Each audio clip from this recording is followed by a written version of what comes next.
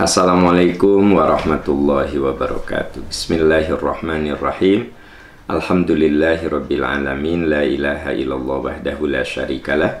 Lahul mulku wa lahul hamdu wa huwa ala kulli syai'in qadir. Asyhadu an la ilaha illallah wa asyhadu anna Muhammadan abduhu wa rasuluh. Allahumma salli ala Muhammad wa ala ali Muhammad kama sallaita ala Ibrahim wa ala ali Ibrahim fil alamina innaka Hamidum Majid. Alhamdulillah sahabat percikan iman, dengan izin Allah Subhanahu wa taala, pagi ini kita akan membahas sejumlah masalah yang saya terima, dan masalah ini akan dibedah dari perspektif Al-Quran dan Sunnah Rasul.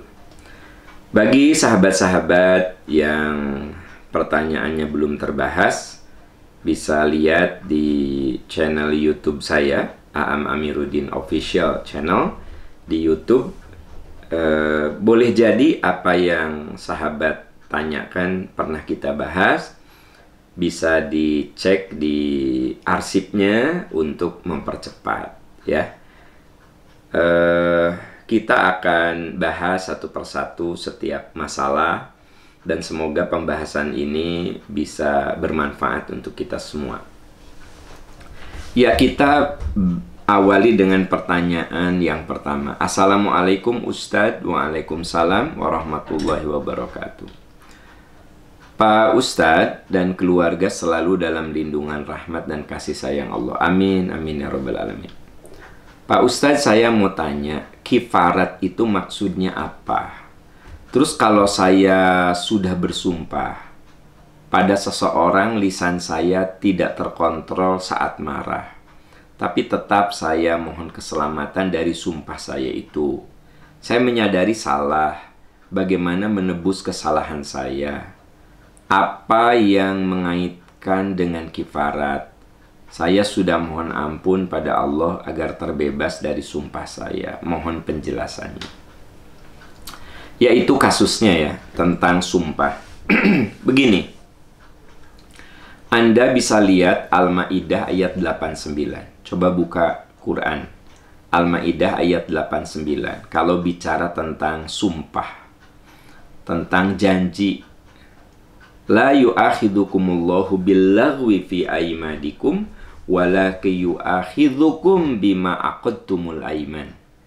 Allah tidak menghukummu karena sumpah-sumpahmu yang tidak disengaja, tetapi Allah menghukummu karena sumpah-sumpah yang kamu sengaja.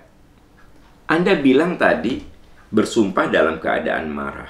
Marah luar biasa, Anda bersumpah. Maka ayat ini mengatakan la yu'akhidukumullahu billaghwi fi aimanikum. Allah tidak menghukumimu, tidak memberikan sanksi kepadamu karena sumpah yang tidak kamu sadari. Orang kalau marah itu biasanya omongannya tidak terkendali. Karenanya sahabat yang Allah muliakan, kalau kita marah, diam. Jangan bicara. Sebab boleh jadi bicara kita ini akan melukai orang. Nah, kalau sudah diam tetap tidak bisa mengendalikan, coba Anda berwudu. Kalau sudah berwudu Anda tidak bisa mengendalikan, coba sholat. Dan saya tidak pernah menemukan orang yang sedang sholat marah-marah. Allahu Akbar, wajatu wajilillah. Enggak kan? Nah, jadi marah itu, jadi sholat itu pengendali marah yang sangat bagus. Saya dan kita semua pasti pernah marah.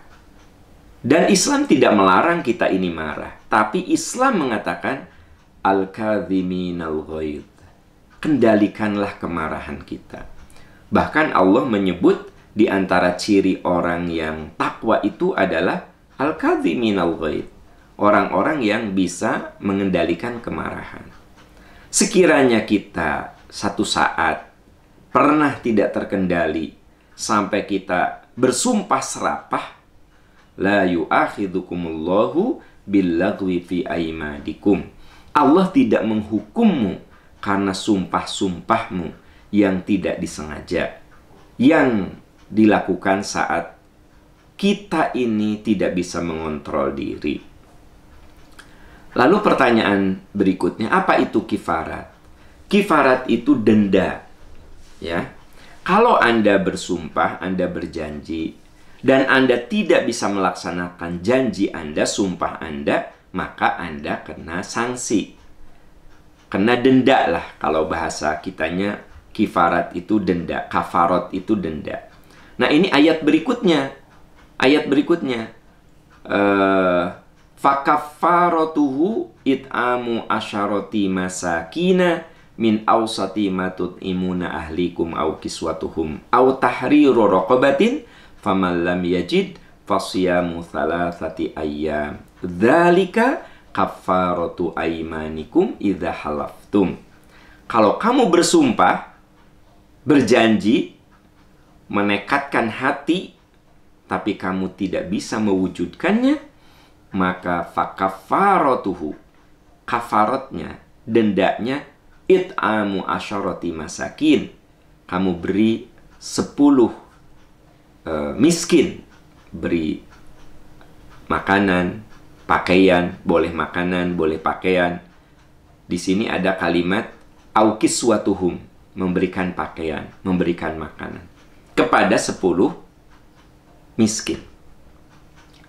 Kalau Anda tidak mampu, ya, maka Anda bisa ganti famalam yajid fasyamu thalathati ayyam. Sebenarnya ada juga kalimat di ayat tersebut, di Al-Maidah ayat 89 itu adalah tahriru raqabah, membebaskan hamba sahaya. Sekarang kan tidak ada hamba sahaya, maka berarti dianggap famalam yajid, tidak bisa, tidak menemukan, tidak mampu, fasyamu thalathati ayyam, maka kamu saum 3 hari. Saumnya boleh berturut-turut, boleh juga tidak. Jadi sahabat yang Allah muliakan, pertama, kita ini kalau bersumpah, bersumpahlah yang baik-baik, bernazarlah yang baik-baik, ya. Kalau saya lulus tepat waktu, saya akan umroh, nah itu kan baik-baik, ya kan. Ternyata rezekinya nggak ada, maka Anda batalkan niat janji niat nazar Anda, sumpah nazar Anda dengan memberi makan atau pakaian kepada 10 miskin, atau Anda bisa saum fasyamu thalathati ayyam, saum 3 hari. Jadi biasakan, boleh nggak nazar? Boleh. Boleh nggak bersumpah untuk kebaikan? Boleh. Jadi berjuanglah untuk mewujudkan janji-janji kita, sumpah-sumpah kita dalam hal yang baik.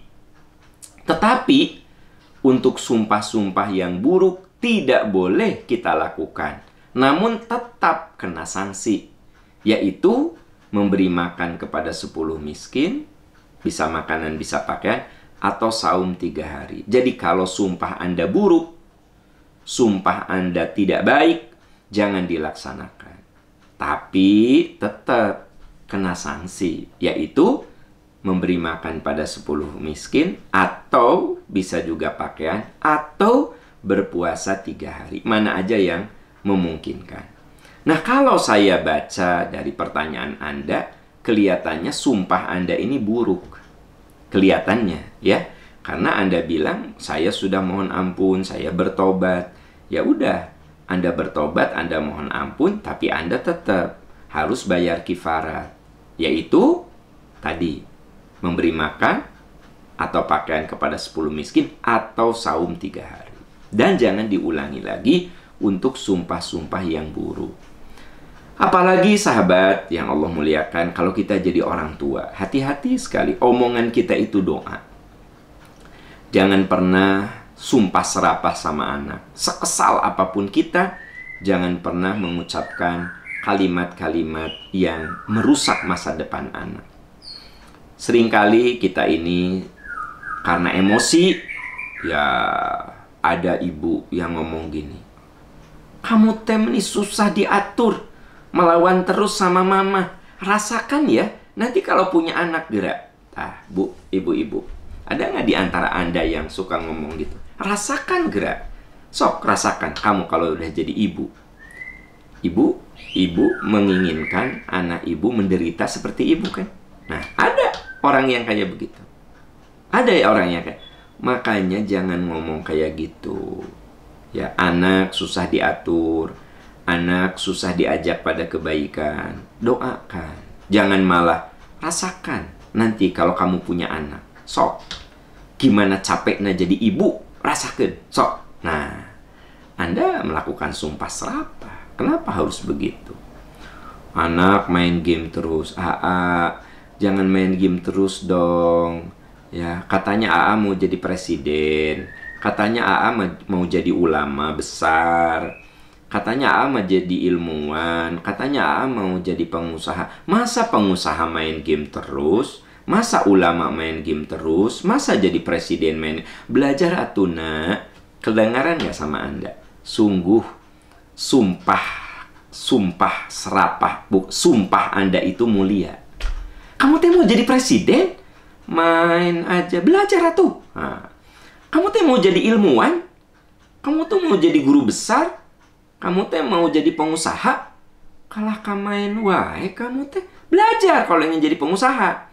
Itulah sumpah yang bagus. Harusnya kalau kita marah sama anak itu ya kayak begitu.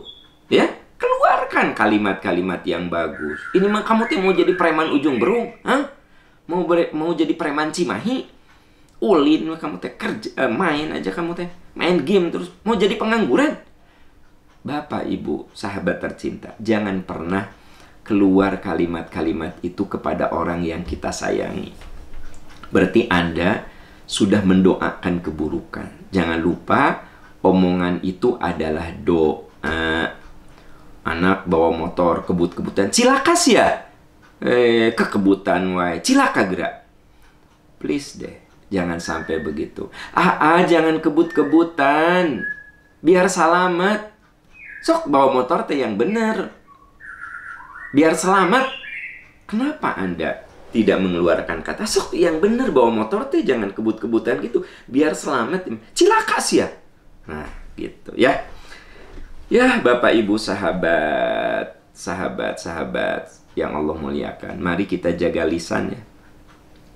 Kata Nabi, di antara anggota badan kita yang banyak memasukkan neraka dan banyak membawa kemadorotan itu lisan. Qul khairan aw liyasmut. Bicaralah yang baik. Kalau Anda tidak bisa bicara baik, kata Nabi, diam itu lebih baik. Ya kan? Gitu. Ya. Wallahu a'lam bishawab. Semoga Allah melindungi kita semua dari lisan-lisan yang terkutuk. Semoga Allah melindungi kita dari lisan-lisan yang mengandung laknat. Semoga Allah memberikan kekuatan lisan kita ini melahirkan keberkahan, melahirkan doa yang baik. Lisan kita ini melahirkan optimisme dan harapan. Itu yang harus kita punya, lisan seperti itu, bukan lisan sumpah serapah. Ya, kita beralih ke pertanyaan berikutnya. Assalamualaikum Ustaz. Waalaikumsalam warahmatullahi. Izin bertanya, adakah sholat qobliyah asar 2 rakaat atau 4 rakaat? Mohon arahannya Ustaz. Ya, sholat qobliyah asar ada enggak? Ada, tapi namanya bukan rawatib. Jadi begini, sahabat-sahabat percikan iman, ada rawatib, ada non-rawatib. Kalau rawatib itu selalu dilakukan oleh Rasul. Hafidtu minan Nabi sallallahu alaihi wasallam asyra raka'atin raka'ataini qabla dhuhri wa raka'ataini ba'dal Hafidtu minan Nabi sallallahu alaihi wasallam asyra raka'at raka'ataini qabla dhuhri wa raka'ataini ba'daha wa raka'ataini qabla al-maghrib wa raka'ataini ba'dal maghribi wa raka'ataini ba'dal isya'i wa raka'ataini qabla salatil fajr, salatis subh. 10 rakaat. Itu rawatib. 2 rakaat sebelum duhur, 2 rakaat setelah duhur, 2 rakaat setelah maghrib, 2 rakaat setelah isya, 2 rakaat sebelum sholat subuh. Nah, itu namanya rawatib. Hafidtu, aku jaga. Berarti Nabi tidak pernah meninggalkannya. Beliau meninggalkan rawatib ketika menjamak sholat. Seperti ketika beliau di mana? Di Arafah, duhur dan asar dijamak. Nah, rawatibnya tidak dilaksanakan alias gugur. Maghrib dan isya Nabi jamak. Ketika di Muzdalifah beliau tidak melaksanakan rawatib. Tapi subuh, ya walaupun beliau safar, karena sholatnya tidak dijamak, maka sholat subuh itu qobliyahnya dilaksanakan. Kata Abdullah bin Umar, aku jaga 10 rakaat yang dilakukan oleh Nabi. Nah, dalam hadis tadi tidak disebut qobla maghrib. Ya, bagaimana itu? Tidak disebut dengan qobla asar. Bagaimana sholat yang qobla asar? Nah, ada riwayat ya, yang tercantum dalam hadis riwayat Imam An-Nasai, juga dalam riwayat Imam Ahmad, inna Rasulullah sallallahu alaihi wasallam kana yusolli raq'ataini qabla al-asri. Sesungguhnya Rasulullah sholat 2 rakaat sebelum asar. Jadi Nabi pernah nggak sholat 2 rakaat sebelum asar? Pernah melakukan. Boleh kita lakukan. Boleh kita lakukan. Karena ini hadisnya sahih, ya. Syekh Syuaib Al-Arnaut, ya, itu memposisikan hadis ini sebagai hadis yang sahih. Dan dikuatkan lagi dengan hadis riwayat Imam Muslim dari Abdullah bin Mughaffal.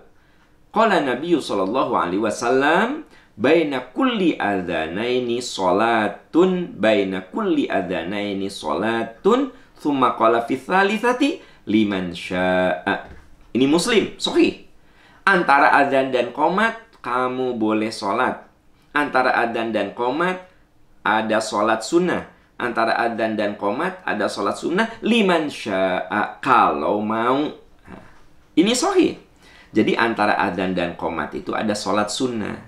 Jadi kalau ada orang yang sholat 2 rakaat sebelum asar, jadi setelah adzan asar, sebelum sholat asar itu dia sholat 2 rakaat, jangan disalahin. Jangan, sholat apa itu? Ada dalil, baina kulli adzanaini sholatun, baina kulli adzanaini sholatun, thumma qala fi tsalitsati liman syaa. Antara adzan dan qomat ada sholat sunnah. Antara adzan dan qomat ada sholat sunnah liman syaa, bagi yang mau. 2 rakaat apa 4 rakaat? 2 rakaat boleh.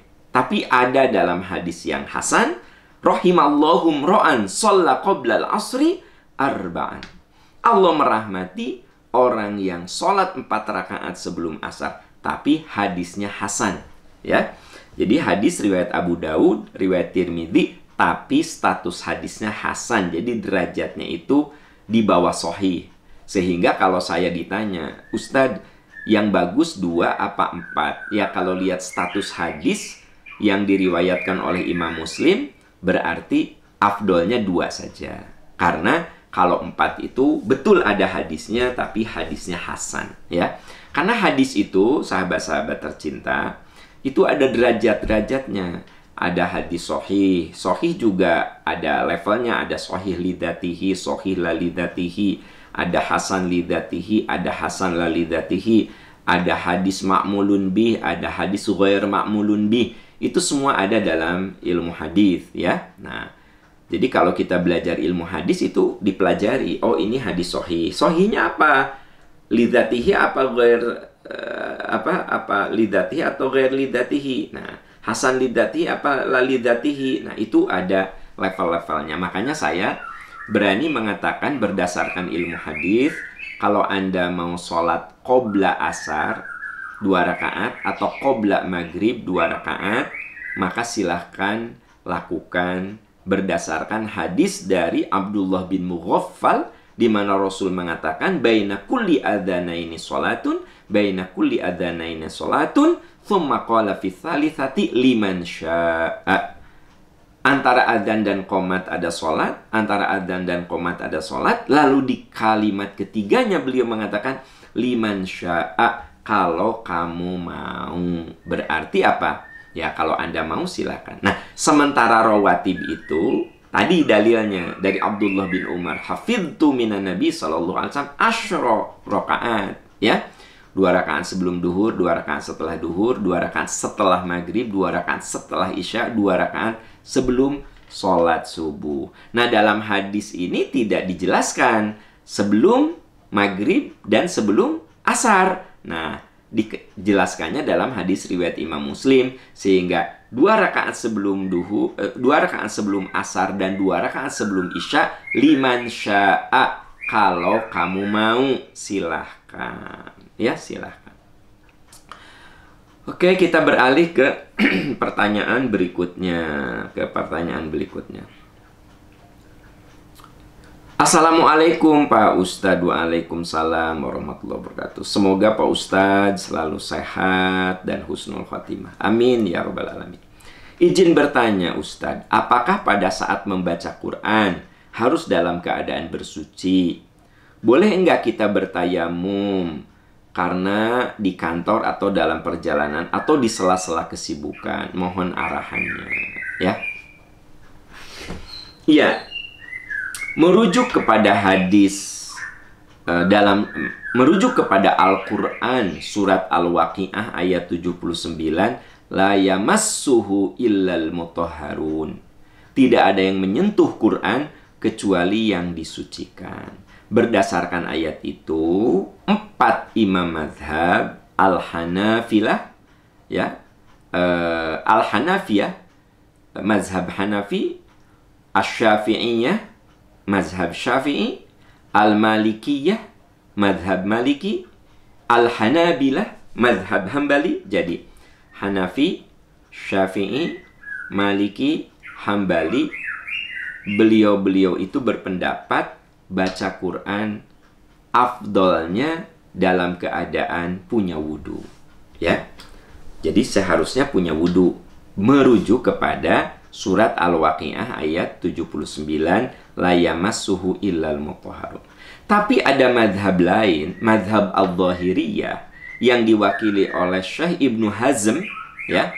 Beliau mengatakan wa qiraatul Qur'ani was sujudu fihi wa massul mushafi wa dzikrullahi ta'ala jaizun kullu dzalika biwudu'in wa bighairi wudu'in walil junubi wal haid.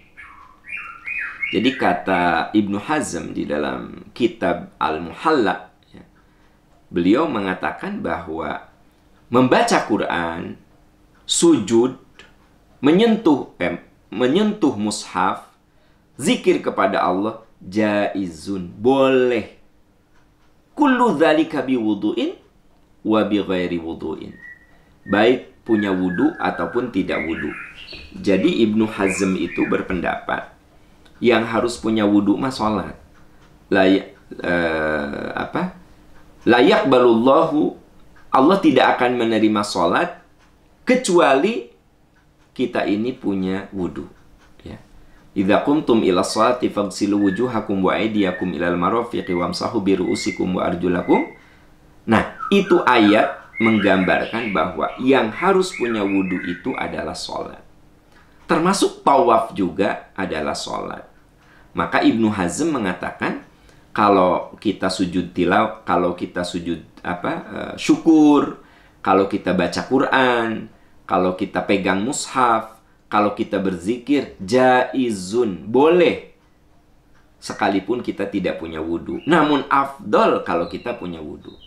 Misalnya Anda di mobil, ya, di tengah kemacetan, Anda berzikir, subhanallah, walhamdulillah, wala ilaha illallah, wallahu akbar. Subhanallah, walhamdulillah, wala ilaha illallah, wallahu akbar. Kata Ibnu Hazm, ya boleh saja tanpa kamu punya wudu, gitu. Terus kalau saya dengar berita baik, saya langsung sujud.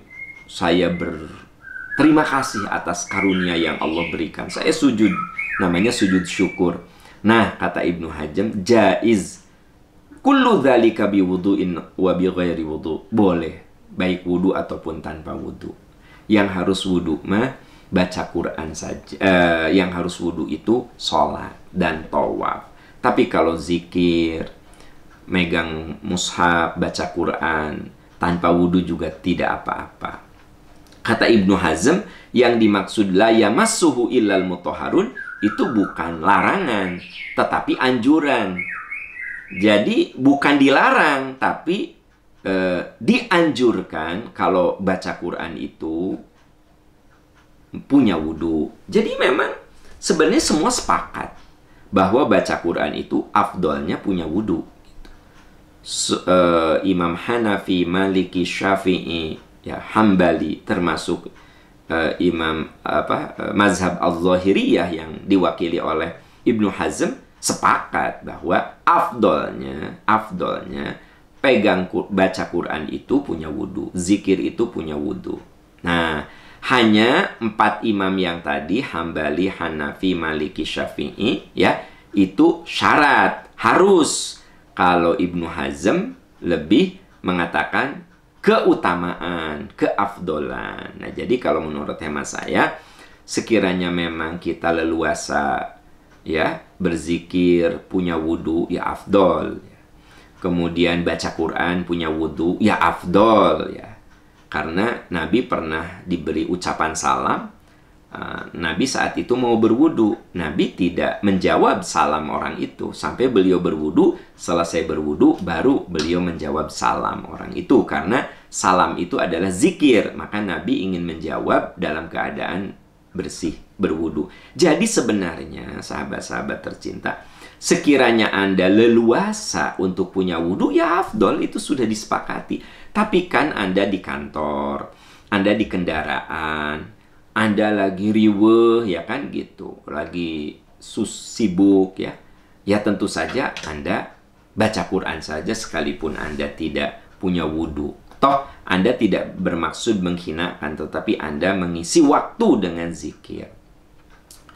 Ada pedagang yang sambil nunggu orang yang membeli, daripada waktunya kosong dia baca Quran. Dia nggak punya wudhu, tetap dia berpahala, ya.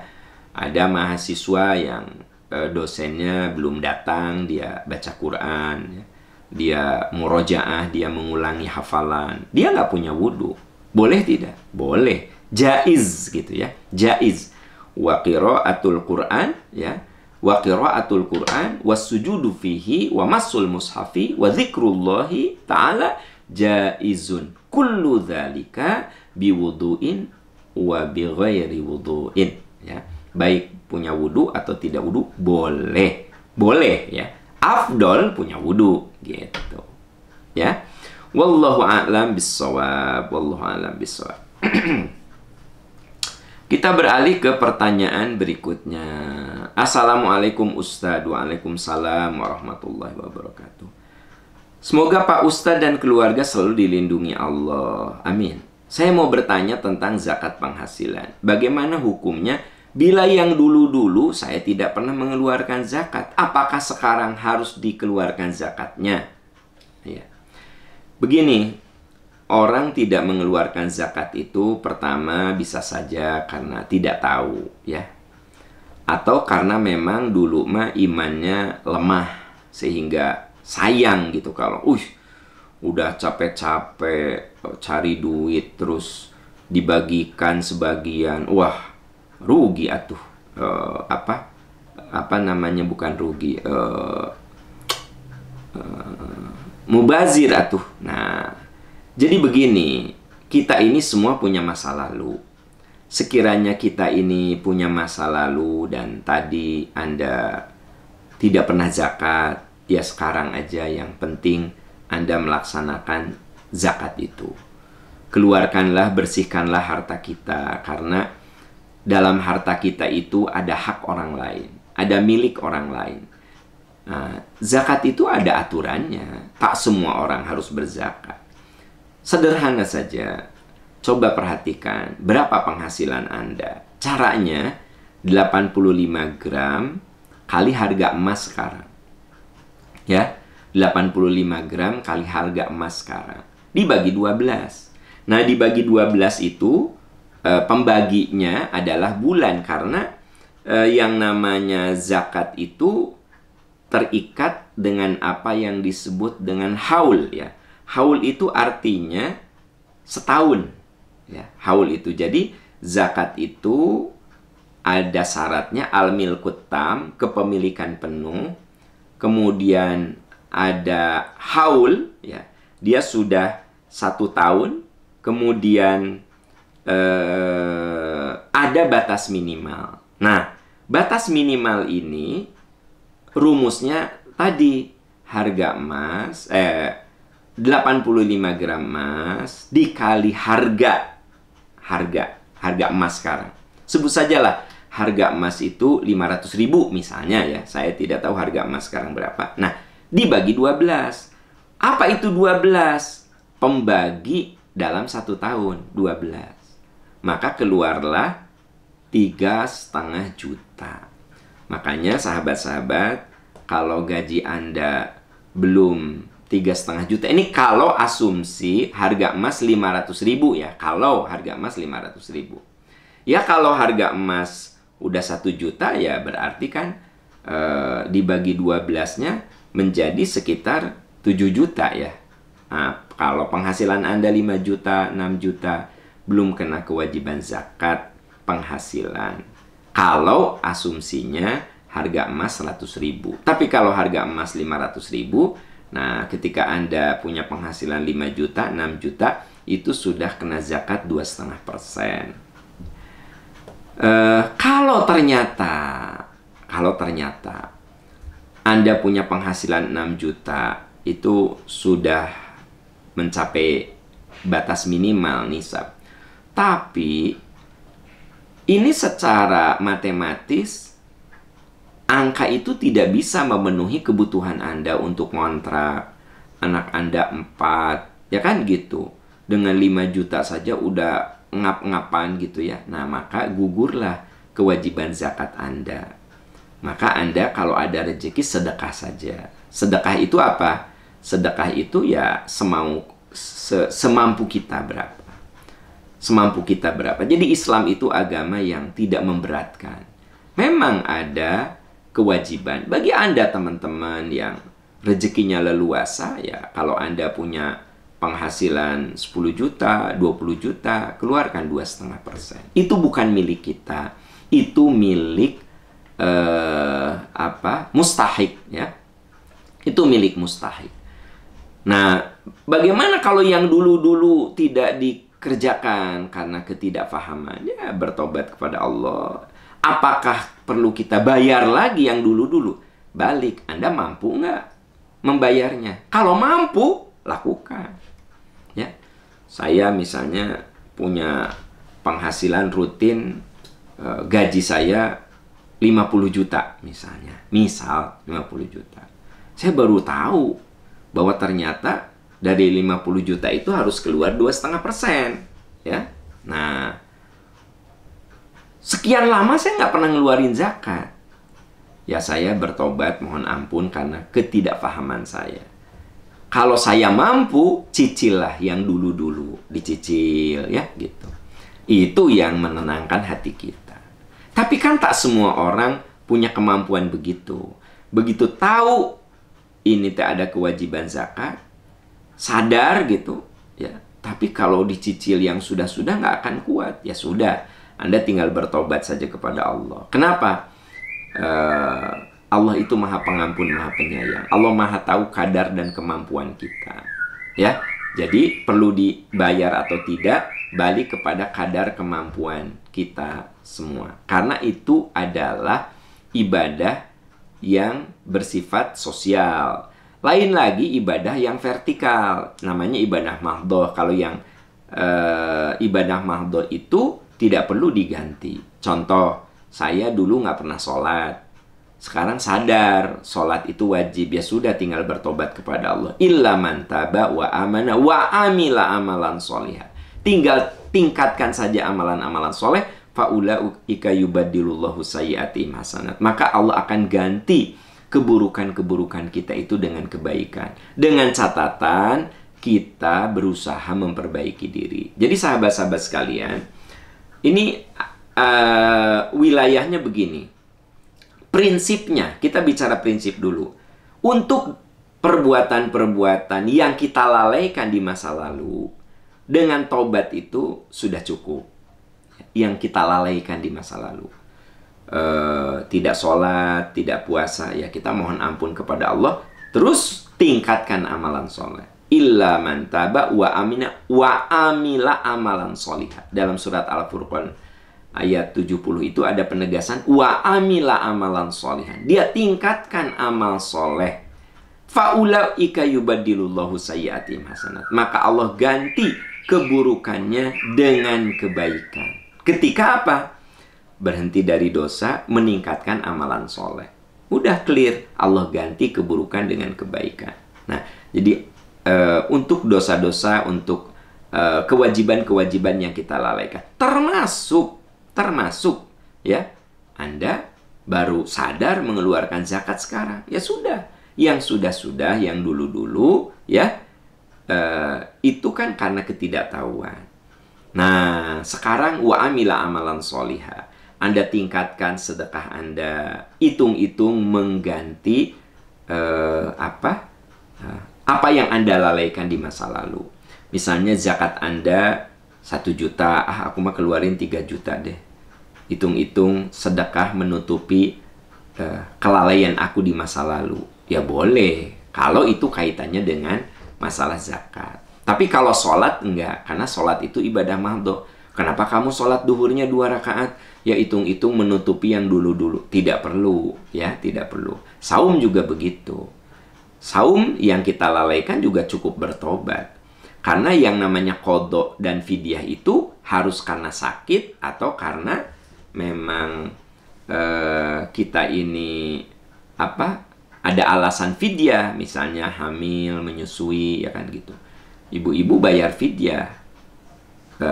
Bapak kalau lalai, ya Anda tidak perlu bayar fidyah, tinggal tobat saja kepada Allah Subhanahu wa taala, ya.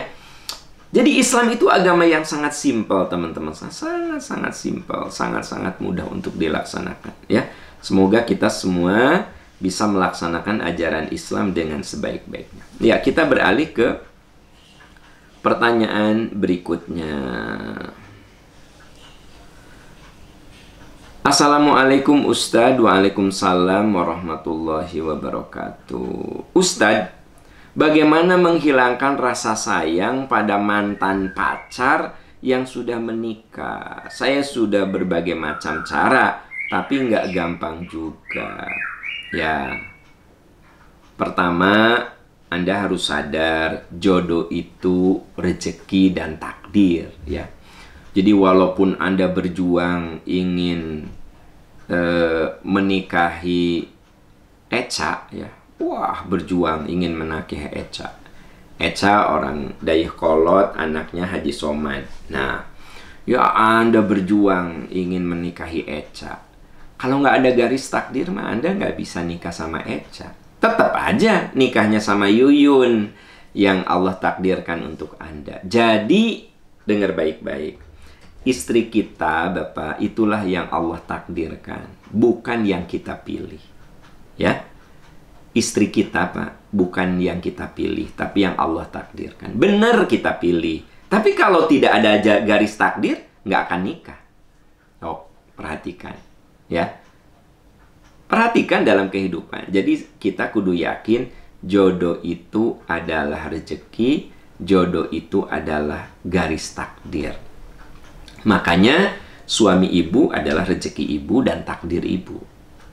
Suami ibu itu tentu ibu pilih, tetapi kalaupun ibu pilih, kalau tidak ada garis takdir, ibu nggak akan nikah. Ya. Nah, kenapa ibu bersuami kan sekarang dengan orang ini? Karena ada garis takdirnya. Suami ibu siapa namanya? Pak Cecep. Nah, Pak Cecep itu rezeki ibu dan garis takdirnya ada. Walaupun ibu senang sama Pak Cecep, sama Cecep, dulu Cecep teh kasep pisan, ketika kuliah teh pinter, kasep, soleh, ibu suka sama dia, ya. Dan Cecep suka sama Anda. Kalau nggak ada garis takdir, nggak akan. Buktinya apa? Ibu nikah dengan siapa sekarang? Dengan Wawan, benar nggak? Bukan dengan Cecep. Nah, ya, nah, Agus nih, cinta banget sama Echa. Echa juga suka sama Agus. Ya, kalau nggak ada garis takdir, nggak bisa. Agus sekarang nikahnya dengan Yuyun. Ya, Echa nikahnya dengan siapa? Iwan. Nah, makanya jangan suka meratapi sesuatu yang sudah Allah takdirkan. Ya, itulah yang disebut innalillahi wa inna ilaihi rajiun. Semua milik Allah, kembali kepada Allah, semua ada garis takdirnya. Ya, bahwa Anda sedih nggak jadi nikah sama Echa, ya manusiawi. Tapi kalau terus-terusan Echa udah jelas-jelas punya suami, anaknya sekarang udah 7, Anda masih sayang sama Echa, nah itu baru namanya Anda diperbudak oleh setan. Masih ingat nggak materi ceramah saya di saat hari Jumat, bahwa setan itu suka menanamkan, ya Anda itu tamani itu berharap, berangan-angan. Yang Echa sekarang udah nikah, anaknya juga udah 7, Anda masih sayang sama Echa, kan tidak realistis. Ya, Echa udah 7 anaknya, Anda masih sayang sama dia, Anda masih memutuskan saya tidak akan menikah.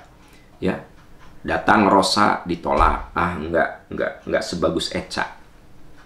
Ya, ada Della, no, enggak sebagus Echa. Ya, ada Tina, oh tidak, enggak sebagus Echa. Di otaknya teh Echa. Ya, semua yang Anda lihat, apakah itu Della, Siska, ya, Ita, Yuyun, Wiwi, Tina, no. Nah, Anda sudah diperbudak oleh setan karena Anda tidak menerima kenyataan. Ya sudah, awal-awal bulan pertama, bulan kedua, 6 bulan masih sedih, ya itu manusiawi. Setelah itu jalani hidup secara realistis. Catat, yang jadi suami kita, yang jadi istri kita adalah yang Allah takdirkan untuk kita. Betul kita memilih, tapi kalau kita tidak ada garis takdirnya, nggak akan pernah dia jadi suami Anda, nggak akan pernah jadi istri Anda. Jadi, saya tegaskan, yang jadi istri kita, yang jadi suami kita, itulah yang Allah gariskan takdirnya dan menjadi rezeki kita. Itu yang harus tertanam dalam pikiran kita, ya, supaya kita lebih bisa menerima kenyataan.